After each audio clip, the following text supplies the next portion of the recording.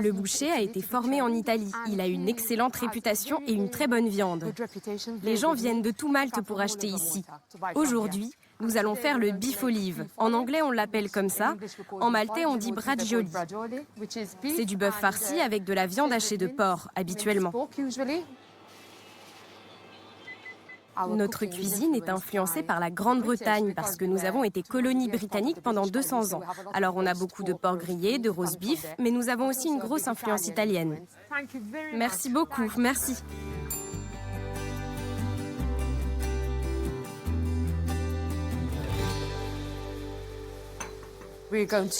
Nous allons avoir besoin de viande qu'on a achetée ce matin, qui est du jarret de bœuf, une partie de la jambe, pas trop grasse, et comme vous pouvez le voir, c'est très fin. Nous allons aussi utiliser du porc haché, du parmesan, de l'ail, de la chapelure de pain, du sel et du poivre. Nous aurons besoin d'un œuf ou deux, ainsi que du persil. Une fois qu'on aura cuit le bracioli, les petits pois, les patates et les tomates iront dans le plat final. On commence avec la farce, c'est la base, le porc. Même si c'est l'épaule, la partie la plus tendre, le porc est une viande un peu grasse. Donc, on rajoute la chapelure de pain qui sert à absorber l'eau. On ne veut pas que la farce soit trop aqueuse. Une pincée de sel et de poivre, un peu de parmesan, une cuillère ou deux également. Maintenant, on va émincer du persil. C'est du persil maltais, comme vous pouvez le voir. Il a de plus grandes feuilles. Ça donne un goût très frais. Dernière chose, nous allons ajouter un œuf. Ça permet de lier le tout. L'œuf permet à la viande de se maintenir. Maintenant, la partie amusante commence. Vous savez, j'aime bien masser la viande. C'est un des petits secrets, le massage. Il ne s'agit pas seulement de mélanger. Je suis convaincue que l'énergie que vous mettez dans la cuisine, quand vous le faites avec amour, quelque part, ça sera meilleur.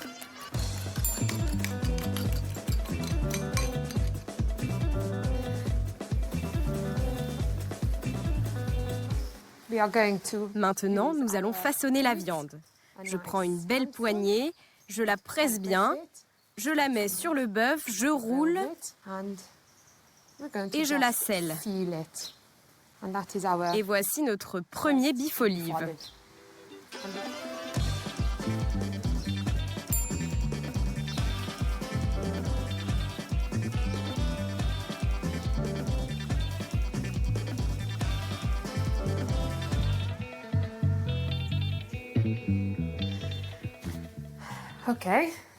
Voici ma cuisine.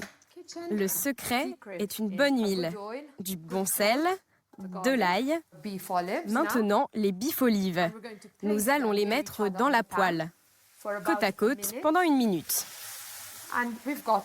Et nous avons tout pour faire un seul plat complet. Tomates, petits pois, patates sur le dessus. Et je vais couvrir la poêle pour cuire pendant encore 20-30 minutes.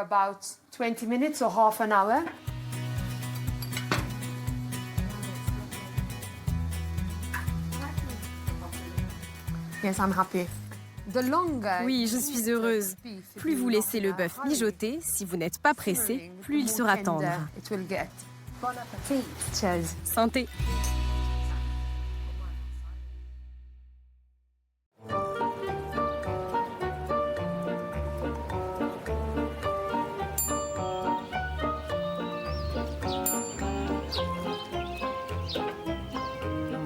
Je m'appelle Ricardou et j'ai cette petite ferme.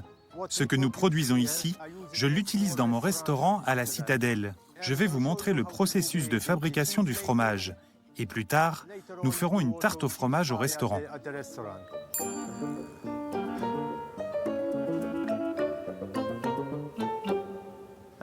Je vais utiliser de la présure pour changer le lait en fromage. Je prends un peu de lait, je le mélange avec de la présure et ça commence à cailler.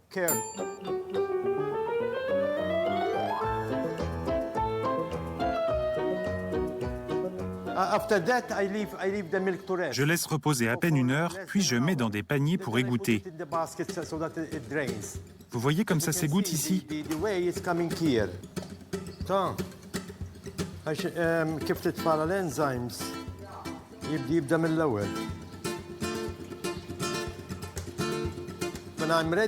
c'est prêt, j'ajoute un peu de sel sur le dessus. Puis, je laisse reposer quelques minutes. Et je les retourne pour qu'ils aient une belle forme. Waouh, c'est comme du fromage instantané. Oui, vous pouvez commencer à manger le fromage frais après à peine 1 heure. Voilà, nous avons terminé la fabrication du fromage.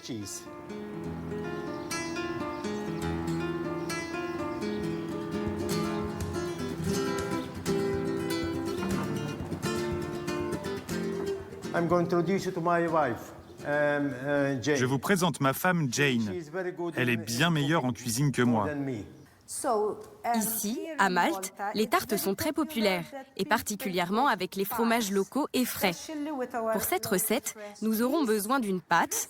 Ça peut être une pâte brisée ou une pâte feuilletée, des œufs, des petits pois frais, et parfois on ajoute des raisins sultana.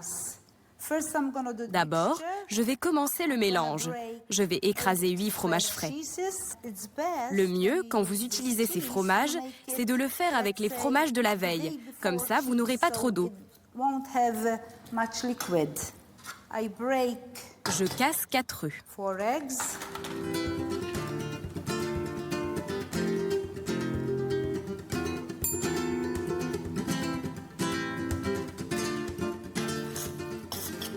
C'est prêt. Après avoir fait le mélange, nous allons graisser le plat avec de l'huile, du beurre ou autre chose pour que la pâte ne colle pas. Maintenant, je vais couper la pâte feuilletée. J'essaye de lui donner une forme ronde. Vous l'étalez le plus finement possible, d'une taille un peu plus grande que le plat. C'est important de ne pas mettre trop de farce parce que lorsqu'elle cuit, elle va gonfler.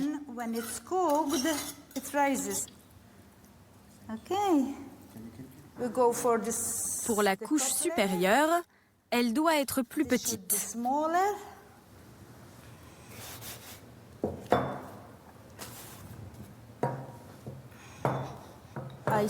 Je les soude entre elles.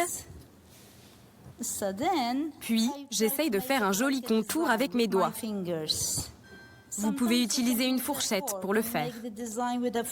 Voilà, ça commence à avoir de l'allure. Là, je coupe. Quand ça cuira, ça s'ouvrira, alors je ne coupe pas au milieu.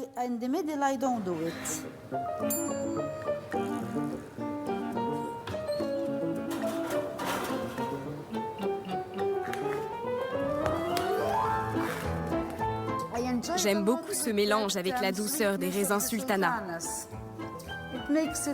Ça en fait presque un dessert, vous savez.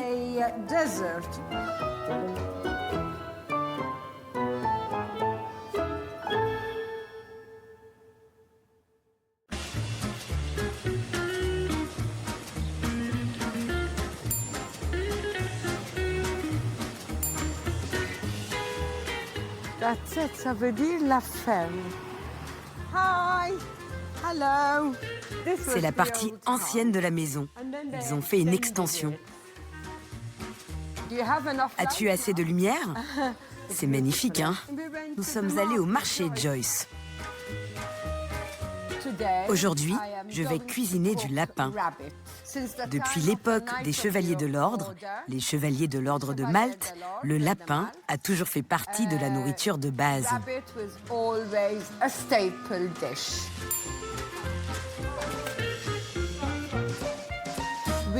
Nous avons besoin de graisse de porc, d'un lapin entier, de poitrine de porc, de carottes, de lait et d'anchois, des oignons, un peu de fenouil, des petits pois, de la farine et un assaisonnement spécial pour lapin. Et j'ai oublié les pruneaux. Joyce, les pruneaux sont là, n'est-ce pas? Il en faut juste un peu. La première étape consiste à couper la graisse de porc. Ça joue un rôle très important. Ça va donner du goût. Voilà, la poêle doit être très chaude. Je vais mettre l'ail maintenant. J'enlève un peu de gras parce que je n'aime pas le goût du brûlé. Maintenant, nous préparons la farine avec du sel.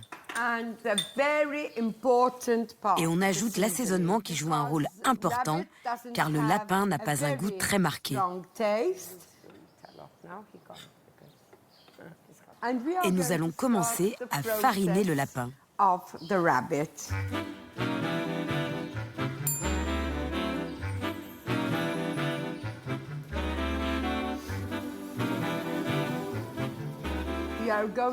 Nous allons frire le lapin dans la graisse et l'ail. Le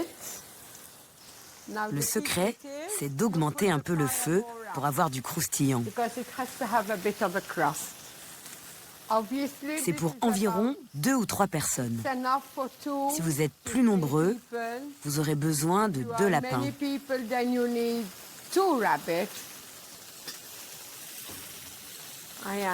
J'enlève le lapin frit.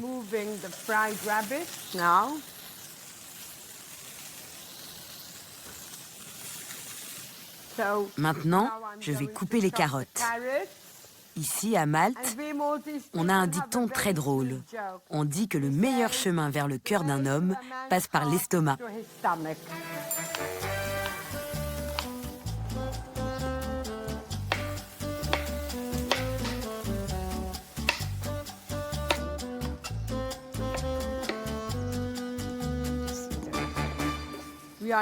Nous allons maintenant frire la poitrine de porc.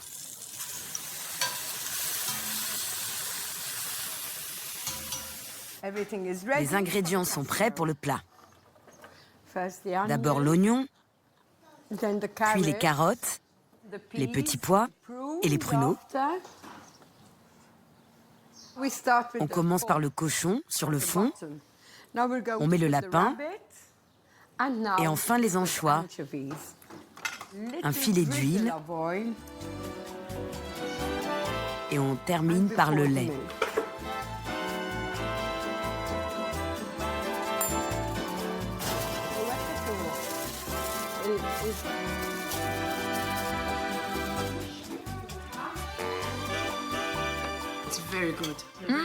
C'est très très bon. Je mange tout. Ça doit être bon. Si ce n'est pas bon, on ne le mange pas. Ça vaut les calories.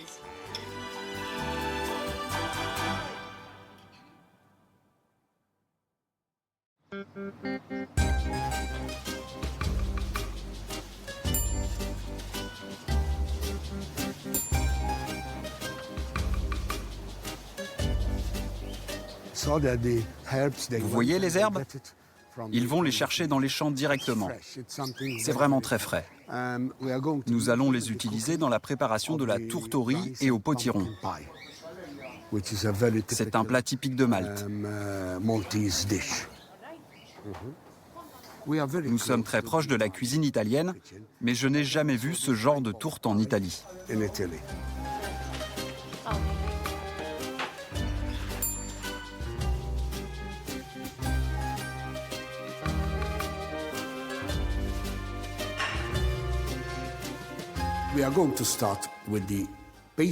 Nous allons commencer avec la pâte.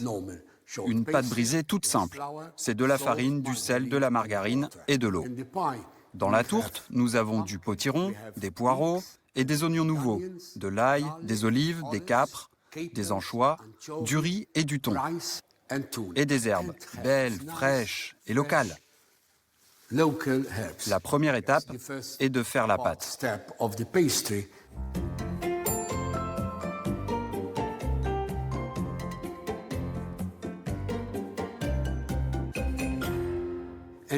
Et on la laisse reposer au minimum 1 heure.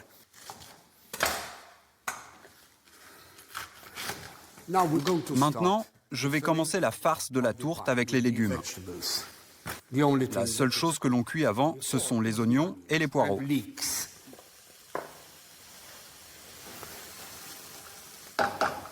Un beau potiron.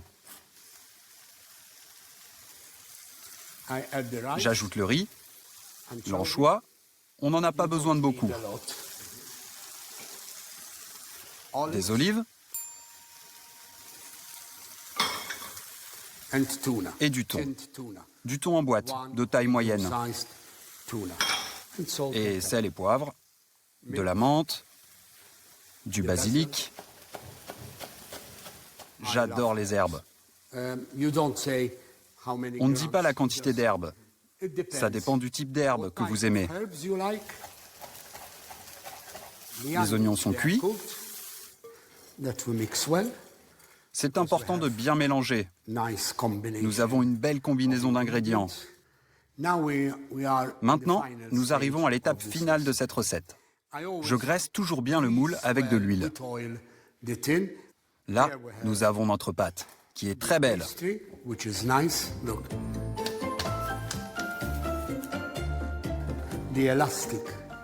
Et elle est élastique. C'est fantastique. Quand on a fini d'égaliser les bords, on remplit la tourte. C'est important de remplir au maximum et de bien appuyer.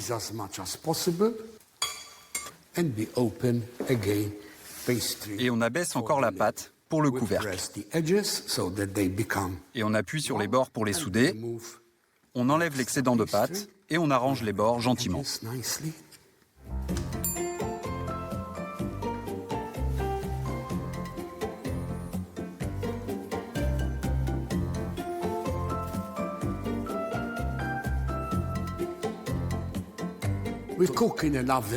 On cuit dans un four à 180 degrés pendant au moins 1 heure. C'est parfait. Vous serez surpris de la façon dont le riz est cuit, sa consistance. Ce n'est ni trop dur, ni trop mou. C'est une magnifique tourte. C'est bizarre. Et comme je dis toujours, c'est un risotto dans une tourte.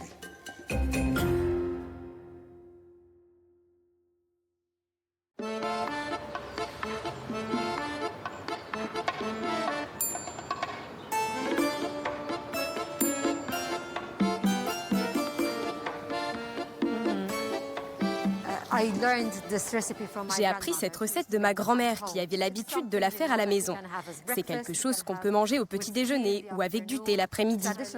Les pasticci traditionnels sont faits avec de la ricotta ou du fromage de brebis ou avec des petits pois. C'est une recette très ancienne. Ils sont probablement populaires parce qu'ils sont petits. On peut les manger sur le pouce et aussi parce qu'ils sont bons.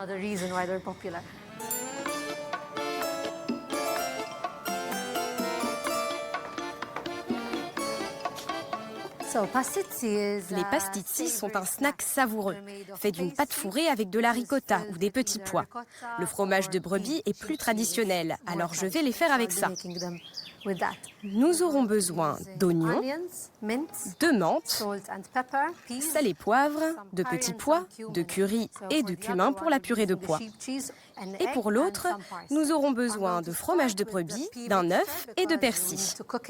Je vais commencer par la purée de petits pois parce que nous avons besoin de la cuire. Je commence par émincer un oignon. Je n'ai pas besoin de le couper trop fin puisque nous allons le mixer pour obtenir une purée lisse avec les petits pois. Et j'aime aussi ajouter de la menthe. J'ai donc préparé les ingrédients, j'ai coupé l'oignon, la menthe et le persil. J'ai préparé les petits pois. Nous allons les cuire jusqu'à ce qu'ils soient mous et pendant ce temps, je cuirai l'oignon avec le sel, le curry et du cumin.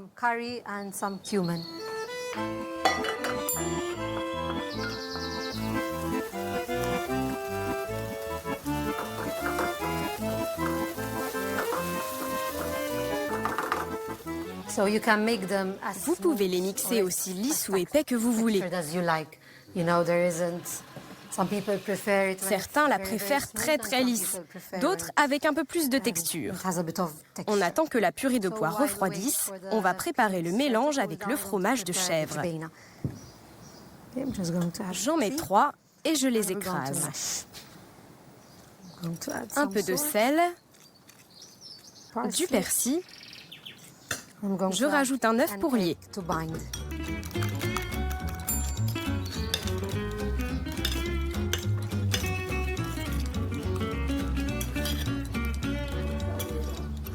Pour la pâte, j'utilise de la farine, du sel, de l'eau,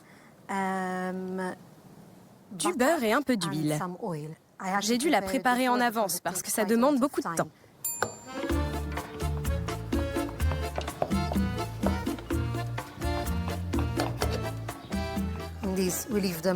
On les laisse ouverts et on appuie de chaque côté pour que l'eau ne reste pas à l'intérieur.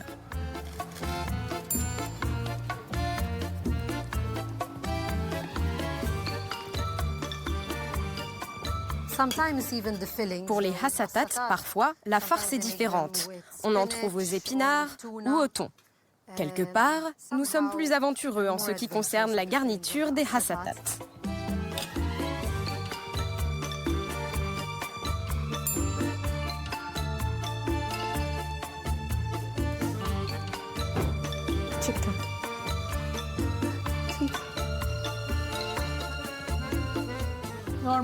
Normalement, nous mangeons les pasticci le dimanche avec mon mari. On va à la messe, puis après, on mange des pasticci.